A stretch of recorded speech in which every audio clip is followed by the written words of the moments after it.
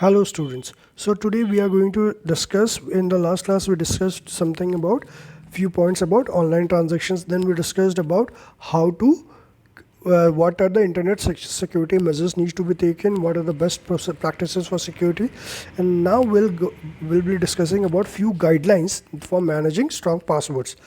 Keep the length of the password at least 12 to 14 characters if permitted.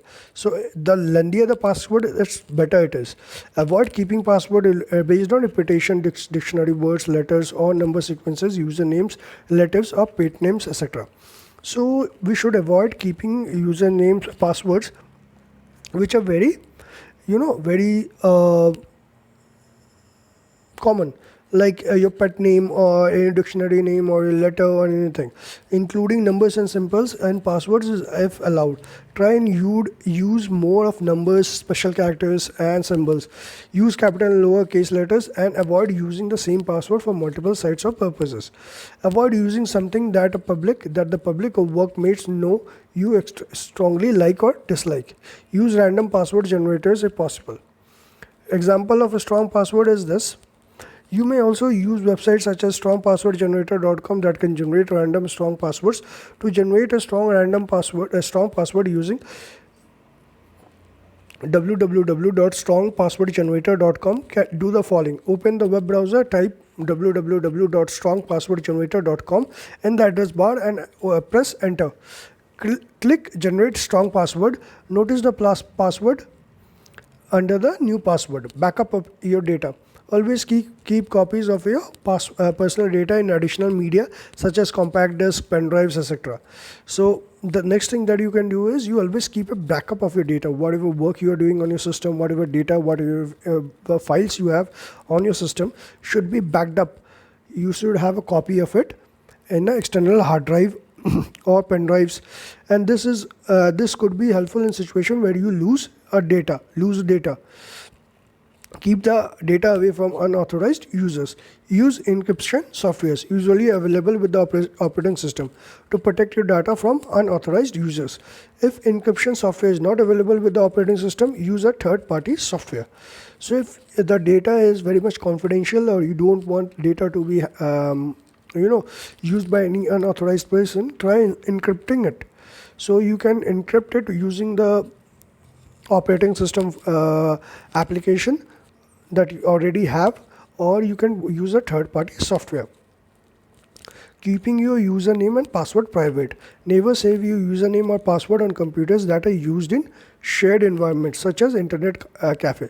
So try and avoid using your username and password with shared computers like cyber cafe or any other places. Browsers may save your personal data on the local computer that can be used by another user using the same computer. So what happens is when you use such a common computer, at times it also happens that browser saves your ID and password, and so it can be accessible to any other user. Registering with websites. Read the privacy statement or policy whenever you register with a website. The statement or policy will include information about how the website use personal data. So whenever you are registering with any website, try and read the entire policy document, so that because at times what happens is they somewhere in between the policy documents they have that clause of that they will be permitted to use your personal data also. Do not share personal information. Websites require you to fill forms obtaining fields such as name, gender, age, email address, school, etc. Be cautious when filling out such forms. Research and verify if it's a trustable website. Your email address could be used by unauthorized users to send you fake or unwanted emails. Think twice or thrice before providing information to any website and decide if it's really necessary. So while you are doing it, don't share your any personal information with any third-party website, like your date, name, date of birth, place of birth, and other details, unless until you believe these are very trustworthy. Secure transactions. Always use the online shopping. While you are doing online shopping, websites even store your credit card or online bank transaction information. So try and not save it. Don't allow it to save it.